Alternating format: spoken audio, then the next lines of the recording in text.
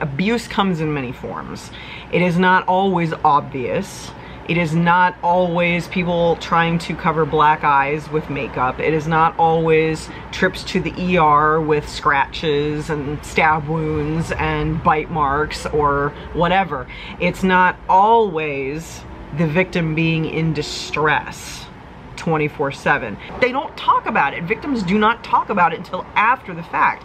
And it's a terrible, terrible cycle that we really need to normalize talking about.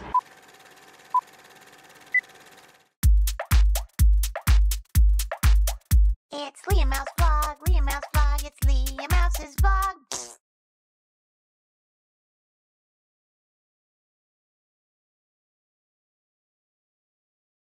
Hey guys, how you doing today? It is a scorcher here. I have to have the window open and be wearing a tank top. I am on the top floor, and if I turn the air conditioner on, y'all won't be able to hear me because it's about 47 years old and loud. But anyways, I had an experience last night in my Uber, and it got me thinking about something that I think that I want to share with you guys. I think it's important to talk about things like this, acknowledge them for what they are, instead of just being like, oh, that person's nuts. You'll understand what I mean in a minute. I know I've spoken about abuse on this channel at least once. I don't know if I've done it more than just that one video, my experiences with abuse, and if you're interested, you can go ahead and check that out. It's gonna be triggering for some people and it's probably hard to sit through, but just in case you want a little more context or are curious about it or want to know or just want to watch it to feel validated, maybe you have the same thing going on. So, all right, so of course all of the neighborhood dogs decided to start barking right when I turned the camera on. So I had this experience in my Uber last night that went beyond like I had a one-star experience. Not for me necessarily, but just because of how it played out. It reminded me, and it was eerily similar to an experience I had that specifically was the catalyst to initiate a breakup of a long-term relationship. Now, I'm not gonna speak on the couple that was in my Uber last night. That's their own business. They can figure out their own stuff. They can sort out their own lives. It's not my business. But it's interesting the very specific parallels between what happened in my Uber last night and my own story, like I said, that initiated a breakup on my part. I finally was like, okay. So I'm gonna tell you what happened in my Uber, and then I'm gonna tell you what my version of like that exact same scenario was that made me finally go, I'm done with you. And yes, you do know the person who was involved in the breakup story. I'm not gonna say names, but y'all will know who it is. Tea. Absolutely delicious. So last night I get, you know, an Uber call on the app, and it's from an account with a male name, and he sends me a message and says, it's not me you're picking up, it's my friend, this is her name, and she's gonna be carrying a laundry basket. And I was like, okay. I routed the address, and if you follow my Facebook, you already saw the story, but I gotta catch people up to speed, and if you wanna follow my Facebook, I recommend it. You miss a lot if you don't follow my Facebook. Anyway, so I go to the location, go to the address, it routes you exactly to the front door of the specific address that is given, okay? And it was a building entrance, and let me just specify that I have done this long enough, Ubering I mean, to know that when there's an apartment complex, usually, if not always, the entrances, like the specific different entrances to the building, all have different addresses, okay? Say if the building number is like 3200, just for the entire apartment complex, like the entrance over here will be like 3201.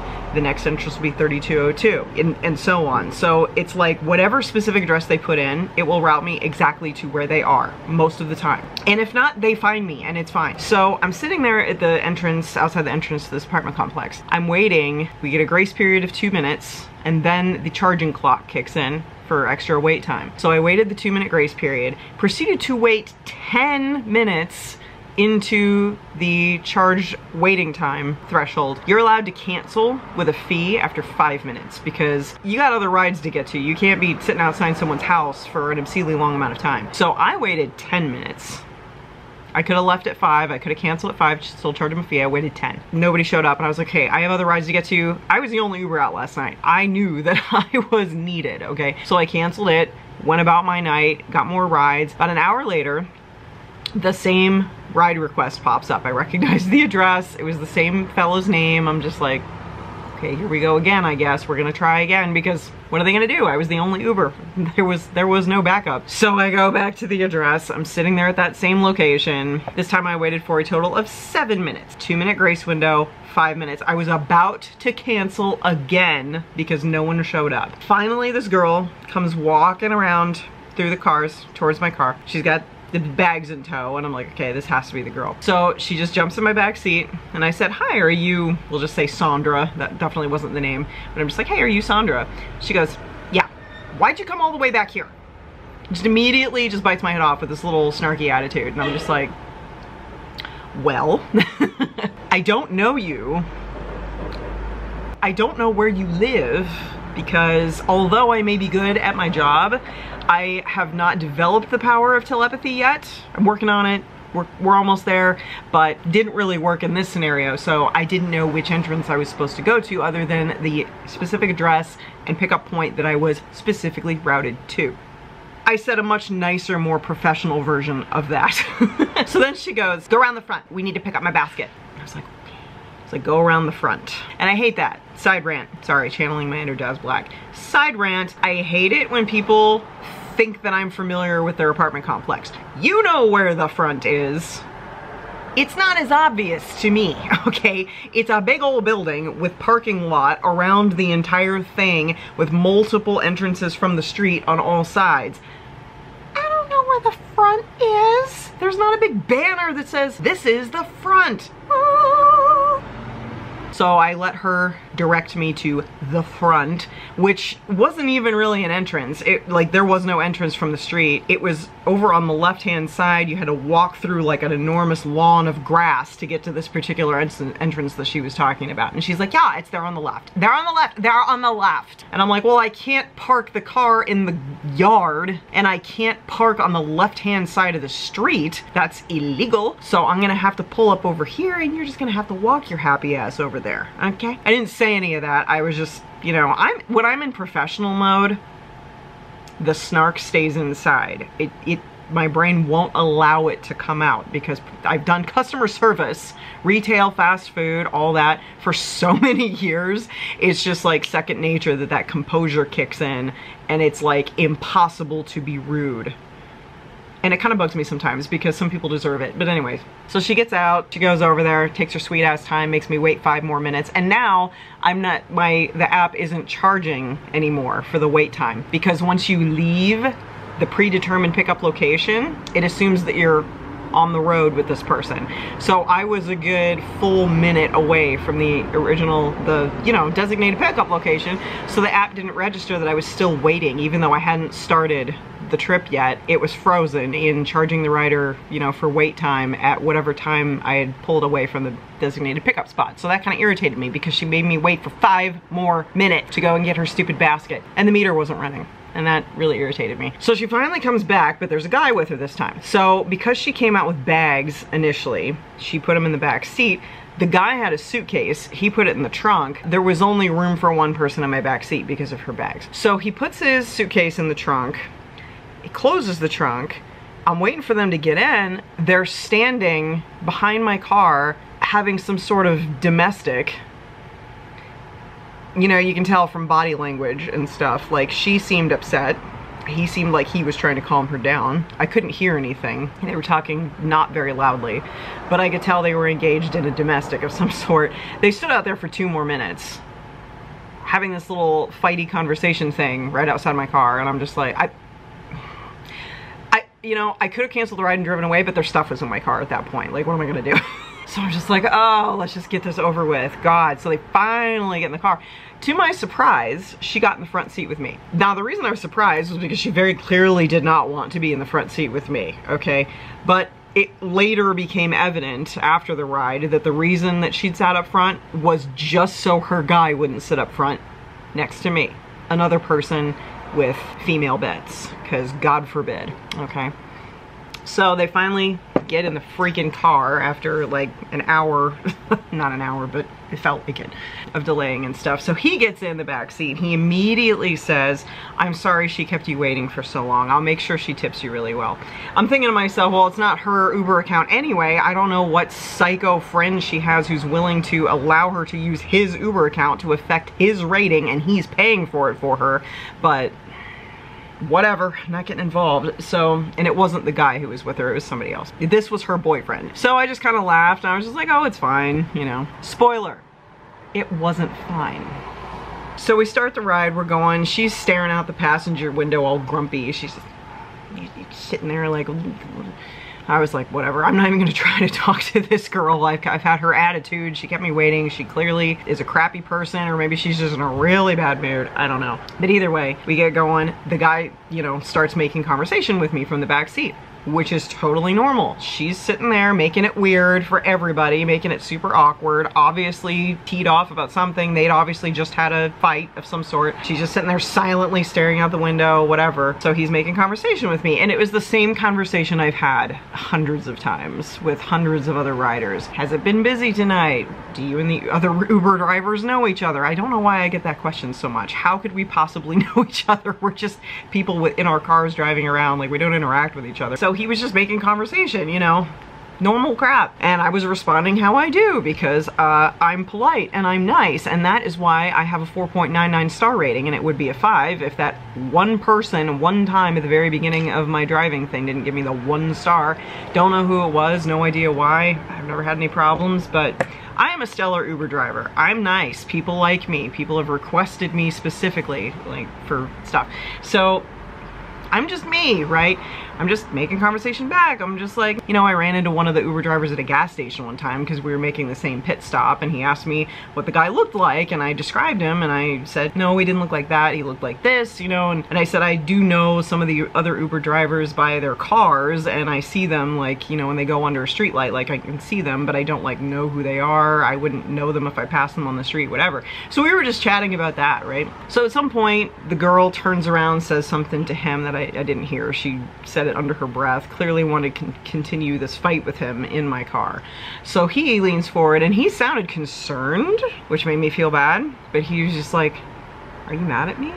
Like, he said it like that. It wasn't like accusatory, it wasn't loud. He was trying to keep it on the DL, you know, since she wanted to start a fight right there in the middle of my car. But he was just like, are you mad at me? And then she just freaking went off. She went off, man. Why you gotta be flirting with other girls in front of me like that? You just gotta sit here and flirt with her right in front of me? And she turns to me, she's like, you're gonna drop one of us off. It's gonna be me or him, but you're dropping me off and you can take him home. And then she says to him, you can go home with her. Since you guys seem to like each other so much, you can go home with her. And I'm not trying to be offensive in my imitation, but when I imitate people, it has to be accurate. And that was her little attitude and hand gestures and accent, I guess. That was how she was talking. She was fiery attitude, and that's just how she talked. So she just went off on this whole big thing about him going home with me, and she dragged me into it, and she's like, you can just take him home. I was like, what the f did I do? And she's sitting there yelling at him for flirting with me right in front of her. I'm like, girl, have you never seen another human be nice? Because I'm guessing you don't have a lot of personal experience with that, but have you ever witnessed it? Because this is what it looks like. She did that, and then the car got quiet, obviously. A little awkward. I didn't really want to jump in because it's not my business. I'm conflict avoidance. I'm not trying to stick my wrench into whatever spoke is furiously turning in her world, okay? And especially not in my car. So the guy even called attention to it. He goes, wow, it got quiet. And then he starts talking to me again. Normal conversation. I honestly don't even remember what it was at that point. I was so distracted by my annoyance with this girl. I was just giving stock answers at that point, and I don't remember what he was even saying, but it was still normal conversation. So then one more time she said the whole thing about like going home with me. She's like, you can just go home with her. Like, you can drop me off and you can just take him home. So just to shut her up, you guys know that I'm not married, legally anyway. I mean, JJ and I have been together for over 5 years. I'm sorry, but we're married. He's even acknowledged it. He's like, yeah, we're married. We're just not legally recognized. So anyways, just to shut her up, I said, honey, I'm married. You don't even have to worry about it. And she shut her mouth again, and unfortunately this was a long ride. So she stares out the window again, doesn't say anything. I go to drop them off. The guy was very pleasant. He thanked me, you know, for the ride. So he thanks me for the ride, whatever. He gets out to get in the trunk to get his suitcase out. She hops out the front seat, you know, opens up the back door to get her bags out of the back seat. And then she leaves me with a lovely little parting remark. She's grabbing her bag. She's leaning into the back seat of the car. She says, "You're married, huh? Then stop talking to other men." She slams my back door. Someone's got some insecurity issues. So the guy was still getting his stuff out of my back seat so he could hear me through the car because the trunk, you know, was up. And I just said, I couldn't, this was the only snark I allowed leave my mouth the entire freaking ride. I said to him, wow, good luck with that. I shut the trunk and I left. And I'm sure that they are probably still fighting. This was at 4 in the morning. They're probably still fighting right now. It's about 3 p.m. So that was the Uber experience, and the way that it related to a personal experience of mine, which, like I said, was the catalyst to a breakup, a very long overdue breakup, I might add. Because I know a lot of you guys were confused about what went down between me and a certain somebody, because to you guys, we seemed very happy and we seemed perfect for each other and all seemed well, and I get that. And this is the thing that I wanted to talk about in relation to what happened to my Uber last night, along with my very similar story, is that abuse comes in many forms. It is not always obvious. It is not always people trying to cover black eyes with makeup. It is not always trips to the ER with scratches and stab wounds and bite marks or whatever. It's not always the victim being in distress 24/7. And the reason for that is that, not to give them any credit, because they certainly don't deserve any abuser worth their salt knows that you have to affection dump, okay? I don't know if that's the term that is actually used, but that's what I'm using. They have to affection dump to keep you around, to continue to be abused by them. Because if they were just straight up wailing on you all the time, calling you names, verbally abusing you, you know, beating up on you and stuff, if they were constantly doing that, I mean, any sane person would be like, shh, I'm out of here, this sucks. But the problem is that with most abusers, majority of them, and I would say, now I have experience and I've heard y'all's stories and I've watched a lot of YouTube channels about this topic too, because I can relate to it. The problem with abusers is that they do that. They love dump. I think that's the term. They love dump in between the abuse to make you think, A, that they've changed, B, that they actually do care about you, okay, and C, that this is it's to convince you that this is the normal ebb and flow of a relationship. We're gonna be great, we're gonna be happy, we're gonna be so in love for 3 or 4 days, and then on day 5, I'm gonna abuse you a little bit. And then on day 6, I'm gonna fall to my knees, apologize, absolutely love dump all over again. I'm gonna give you this grand gesture of apology and love, like flowers, a dinner, a trip, you know, anything. They do that. That is the cycle, okay? So when you hear, and that's why victims feel so stupid in acknowledging that they stay with an abuser for so long, because afterwards they realize, God, why couldn't I have left sooner? Because while they're in it, they feel silly, because to the outside, everyone's like, oh, you seem happy. So if they dare to admit, yes, I'm in an abusive relationship, I am not being treated well, I'm being treated very poorly, either the person who doesn't see the inside of it is going to argue with them because they're like, oh, he seems great, he's always been nice to me, or she, women are abusers, and that's what I was gonna say. The freaking Uber girl, she was an abuser. I'm sorry, but she was, okay?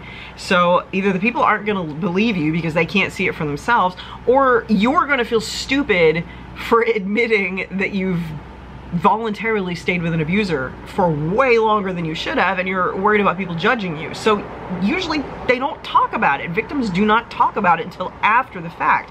And it's a terrible, terrible cycle that we really need to normalize talking about so we can break the cycle. I implore people to talk more openly about the things that they're going through, because there are people out there who can relate to it and can be a safe space, you know, for you. I never really had that.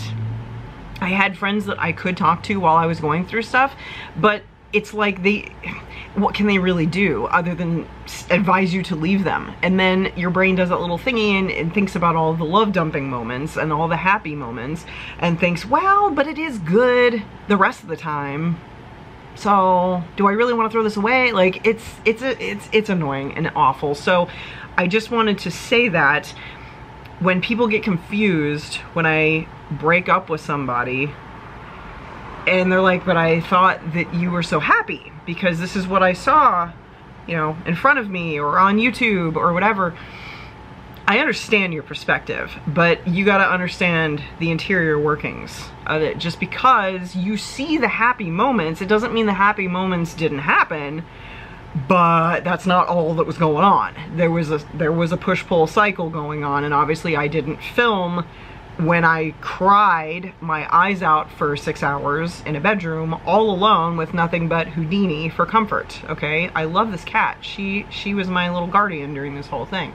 You know, you didn't see me being pushed so far to the reaches of my mental capacity of I can't take this torture anymore, that I would literally unleash an unholy scream that I am quite surprised didn't get the cops called. But it was Florida, so nobody really cared down there, I guess. And that should tell you who it was without me naming names. So I know this is long and I'm sorry, but I feel like it's just so important. It's such an important topic. So the experience that I had that was almost identical to the Uber ride last night. I had come back, or rather we had come back from a trip to Ohio to here, North Dakota. And we had flown in on an airplane, but we'd flown into Fargo. It wasn't into Grand Forks, the town where we live. Fargo and Grand Forks are about a little over an hour away from each other. So we had someone take us to the airport and drop us off, and we arranged for that same person to come pick us up. And it was a male military friend of, you know, the person accompanying me. And he was nice enough to pick us up from the airport in Fargo. My male companion had a really bad headache. He was complaining about having a headache and being really tired because we didn't get in till like 1 in the morning. It was really late. I mean, you know, you get exhausted when you travel. It's, you know. So he had a headache. He was tired. He said specifically he didn't feel like talking like on the ride back. He just wanted to sit there with his eyes closed and rest. And I was like, that's perfectly understandable. So I said, how about you sit in the back seat? I'll sit up front so you don't have to interact with anybody and you can just kind of focus on, you know, not having a headache and being tired, and you could just rest.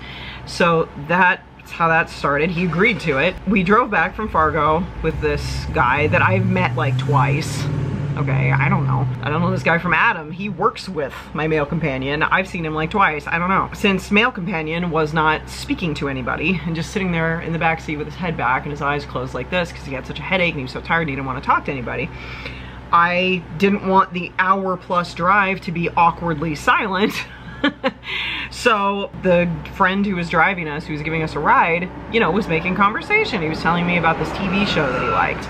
And I was like, oh, okay. So I was engaging in conversation. It played out the exact same way as the Uber ride last night. We were just talking as humans do, you know. We're just talking about a TV show and like the weather and his car and like just random crap, you know, just to fill the void, you know, a long drive back. So, but he didn't say anything from the back seat the whole time. He could have jumped in, he could have participated in the conversation, he could have done anything, but he didn't. So I was just like, okay. We get back, the friend drops us off, you know, I thank him because that was a really nice thing for him to do, to drive all the way to Fargo at 1 in the morning to pick us up and bring us back from the airport. That was a very nice thing to do. So I thanked him, of course. I had already been contemplating a breakup for quite some time, by the way. That's why I said it was a long overdue breakup. It was the catalyst to initiate the final straw. So we get in the apartment building.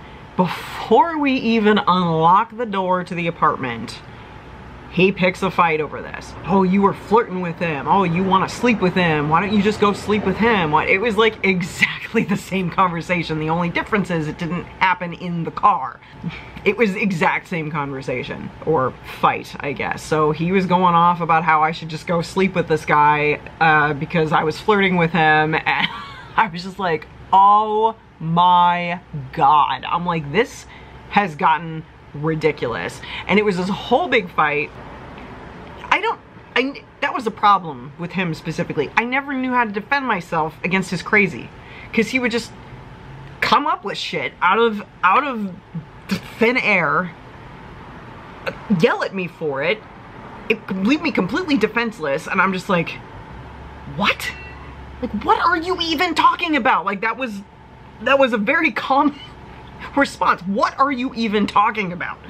You know, like, I have no response. I have no defense because I have no clue where you're getting this from. You crazy bastard. That happened, and incidentally, I had already made friends with JJ. Friends. I want to emphasize that. We were friends. We were very good friends, but we were friends. We got along really well. We talked about stuff, you know, music, writing, whatever. We were friends. And he was the only person I could think of, because here, that was another thing. I was kept very isolated during the relationship. He did not want me to have friends. He didn't even want me to have a job, okay? Isolation is another key abuse factor, because then you have no one to turn to. It's just them, right? So JJ was basically my only friend, okay? So I'm in the middle of this fight after 1 o'clock in the morning. You know, I don't want to deal with this. Like, I'm tired. I'm tired of it. I'm done. So I texted JJ. I said, where are you? Luckily, he was at a friend's house. He was awake. He was, you know, out with a friend at his house. They were all hanging out.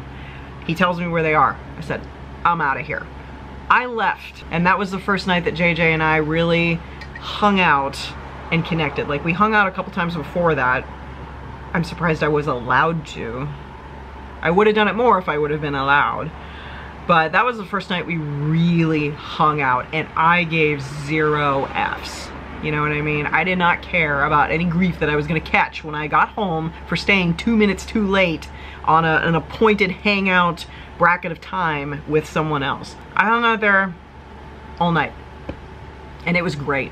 And that's kind of the seed to what started my and JJ's relationship. There was no thoughts of a relationship before that, because, at least not on my end, and I'm fairly certain not on his end either. We talked about it many times. We didn't become close because we liked each other. We became close because we had a lot in common and we got along and we were easy to talk to with each other. We were good friends. But that's how it started the ball rolling towards relationship, is we really connected that night because he saw that I was in distress, and he gave me the world's longest hug to comfort me. I told him what happened. You know, he was there for me. It was awesome. And I don't even remember how things progressed after that into relationshipville. I honestly don't. But I had to clean up the mess at home. I finally broke up with this idiot. So it was just weird that the way that Uber ride played out was like letter perfect to my own experience from an abuser. And that's another thing, is like, women absolutely can be abusers. Amber Heard. Excuse me, God, tea went down the wrong throat. And I know we're getting away from this, which is awesome, but I don't like the stereotype of men are the abusers, okay? Women absolutely can be abusers. In fact, I think it's just so much easier for them to get away with it, because like, oh, but I'm a tiny little woman, and what could I do? How could I possibly be a threat? You know, a big man. Oh, I scared the big, you know, strong man, you know. And I feel like that would be a tactic they would use to humiliate the guy into complying with their abuse, because the guy doesn't want to look like a sissy, you know, for being abused by women. And it's like, oh, it upsets me. The whole thing upsets me. I hate humans who do this kind of crap. Like, there are so many good people who are victims of abuse, both genders, same gender, across the genders. It doesn't matter. Humans who abuse each other suck, okay?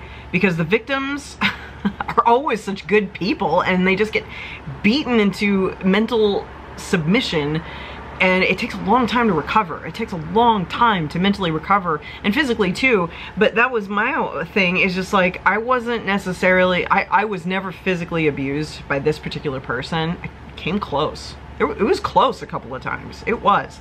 But he was smart enough to keep his hands off me so that there was no evidence. You know what I mean? It was all in here. It was all in here. And it was awful. And it took so much longer to heal and move past and get over, because bruises and cuts and broken bones are a little more obvious.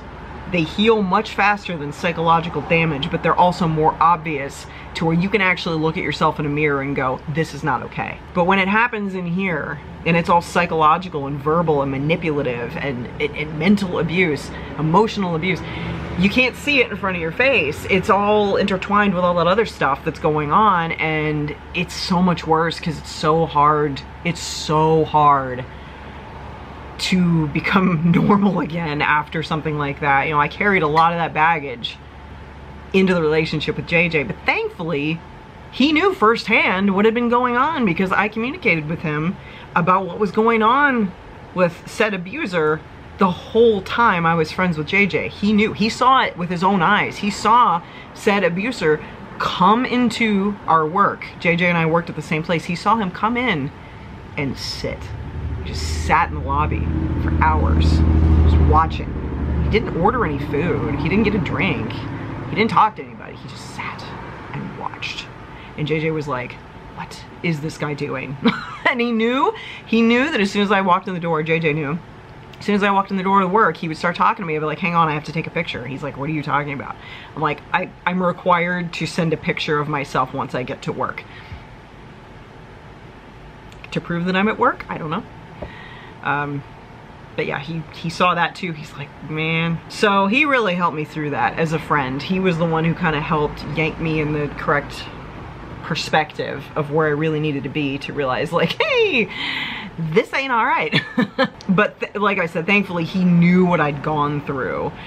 So even though I dragged a little bit of that, you know, trauma baggage into the relationship with him, because you can't just heal. You can't just rationalize, oh, this is a new person, they're not gonna do that, I'm fine. Like, you can't do that. Like, your brain has to readjust to what is healthy and what is normal, and it takes a while to stop perceiving certain responses and certain behaviors and even certain sounds. It takes a while to prevent those from triggering you into, I gotta gear up for the thing. I gotta go into my cocoon of safety, and you know, it just sucks. It sucks, and I don't know if said abuser did this on purpose. I couldn't say. I try to give people the benefit of the doubt, but I mean, I was there. I don't know if he has something wrong. You know what I mean? Or if he knew what he was doing. I don't know. And I don't care. It's not my job to speculate on that. All I knew and all I know was I needed to not be around that. And now I'm not. And it feels awesome. And now I'm in an actual healthy, it still surprises me. It still surprises me, even though I've pretty much come around to the normal inner workings of a healthy relationship, and I'm used to that now. I'm used to that, you know. I still get surprised when something completely ordinary happens that is what normal people do when they care about each other. And I respond accordingly, and I'll thank him. I've thanked JJ even as recently as like a week ago. I'm like, thank you for being nice to me. And he just looks at me, he's like, you shouldn't have to thank me for being nice. Like, he's like, isn't that what people are supposed to do? I say, you'd think. You would think. So yeah, abuse takes its toll, and it comes in many forms. If anybody ever comes to you and has the nads to admit that they are in an abusive relationship, take them seriously, okay? Just because you can't see it, okay, you're not there with them 24/7, okay? Just because you aren't seeing it, just because that person is nice to you, that's what they do. They manipulate the people around their victim so that they won't believe the victim when they go to them.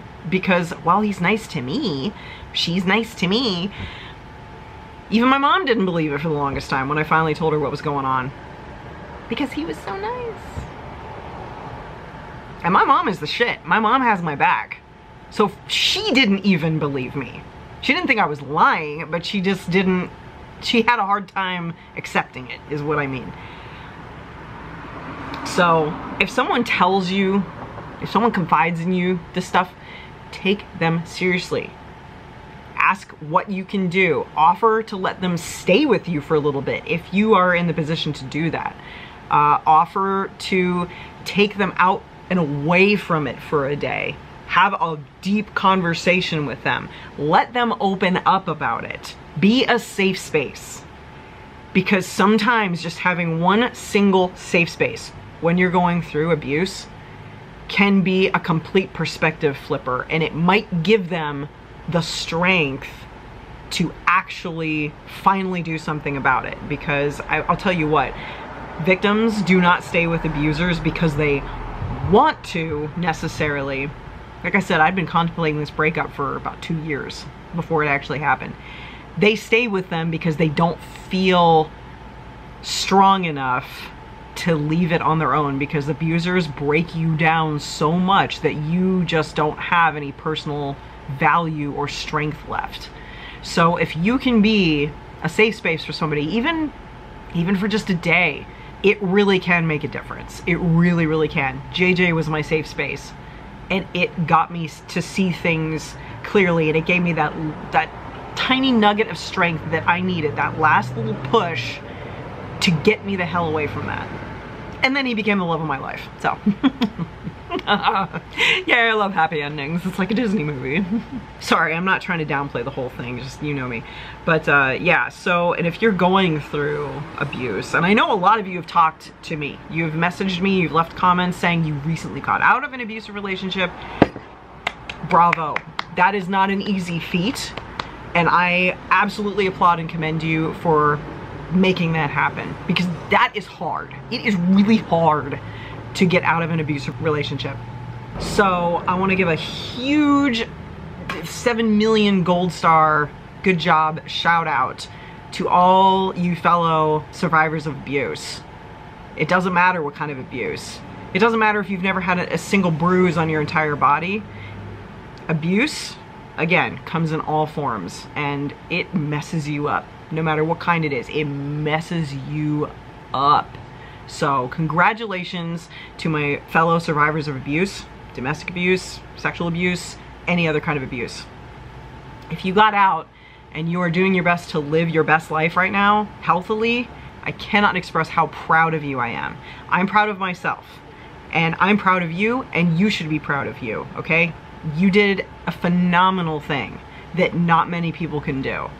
And that is really something to celebrate, okay? So good job to you. And if you're currently going through a situation, I want to tell you a secret about abuse. If there is even a suspicion in your mind that you might be being abused, you are. You are. If you are with someone who genuinely cares about you and treats you well, that question will never come up. It will never even occur to you. But if you suspect, am I being abused? Am I unhappy? Is he a little bit too mean to me? Is she a little bit too controlling? Or if you can predict how something is gonna go, oh, I shouldn't say this because I know how she's gonna respond. Oh, I shouldn't do this action because I know that it'll set him off. If there is even a little bit of suspicion and you are questioning it and going, am I? Then you probably are. I'm not here to diagnose your relationships and tell you what to do with your life. But again, now that I know what a healthy relationship is supposed to look like, it's not even there. It's not even a whisper in the back of my mind. Even though I have a history of a lot of mistrust built up against other people, because I've been through this several times with several people. I don't know why. I attract them. I don't know what it is. Even though I have a foundation of mistrust from other people, it has never once crossed my mind that JJ is abusing me or mistreating me in any way. At all. Do we always get along? No. Are we always hunky-dory, happy, sweet rainbows and puppies? No. But I've never once thought, is he abusing me too? Notice I said too, because I have things to compare it to, right? Not once. If you're questioning it, it might be true. My advice, start recording things. Not physically recording. I mean, you could record voice conversations if you're not too nervous about getting caught and punished for it, you know. You could record voice conversations on your phone just discreetly. Open up your voice recorder if something starts going down. Listen to it later with a clear mind. Play it for a friend or family member that you trust and get their take on it, okay? You could journal, write down your feelings in a journal, write down everything that happens. Everything. The good, the bad, the ugly, the love dumping, the awful moments. Write it down. Go to someone you trust, go to a therapist even, or look at it yourself later with a clearer mind. Just try to see the patterns outside yourself. Just try to see it. If you see a pattern, happy, happy, happy, happy abuse, happy, happy, happy, happy abuse, happy, happy, happy, happy abuse, that's the pattern. That is the textbook pattern, okay? So just try really hard. If you don't have a safe space to give you that outside perspective, which really sucks and a lot of people don't, try to be your own perspective. Just try to document it, put it on paper, put it on video, put it on a recording, something, and then look at it. Try to see it from the outside. Just try your best. I know it's hard. Just try your best. Try to give yourself that perspective that you need. And then make a plan. Don't tell them what you're doing because we all know it's gonna set them off. Because I had to go through a lot of begging and pleading and I'll change, and da da da da da. Like you know, he really tried to manipulate me right back into it and I was just like, no. I had to stay strong. I had to stay strong and stand by my guns and put my foot down. No, no. Make a plan. Where are you gonna go? What stuff are you gonna grab? Because let me tell you what, too, don't think about your stuff. If you have animals, if you have pets, take them with you. Absolutely, take them. Get them out of there too. But your stuff, leave it. Leave it. It's just stuff. I left a lot of stuff behind. It's just stuff. I don't care. There's only one you, okay? You can get more stuff, all right? But there's only one you, and you are what's most important, not stuff, okay? Grab your animals, grab your phone, obviously. Grab anything that is essential for you to survive once you get away, but don't worry about packing boxes and taking all your belongings because that's going to hold you there. That's going to be the but. Don't let that happen. Leave your stuff. It doesn't matter. Okay? Just get out. Go. That's what I had to say today. Very long, but again, I think it's a very important conversation that needs to continue to happen. I don't think anybody should ever stop talking about this. We need to normalize talking about abuse and calling people out for it and being comfortable enough to admit to ourselves and others when it's going on. And also to show people that they are not alone. They are not the only people going through this terrible cycle of manipulation and control. You're not the first and you won't be the last, sad as it is to say. Don't feel so isolated in this. So my best wishes to Uber boyfriend from last night. I feel bad for him. And like I said, it goes beyond just me being like, wow, what a psycho. She's abusing him. She's clearly abusing him. If she was bold enough to drag it into the open in my car right in front of me, can you imagine what goes on when they're alone in a room together? So, he seemed nice. I hope he can get out. I hope he can. Because nobody deserves to be put through that. I'm sorry. It's just not cool. I will see you guys next time. Thanks for hanging out. If you made it all the way to the end of the video, yay. Keep what I said in mind, and if you need to send me a message on Facebook, you can find the link to my page in the description box below. You can confide in me. I've always said that. I can be your safe space. It's not my place to tell you what to do with your own life, but I can be your safe space if you need one. So I guess that's it, and I will see you guys later. I hope you are all doing well, and I love you. Bye.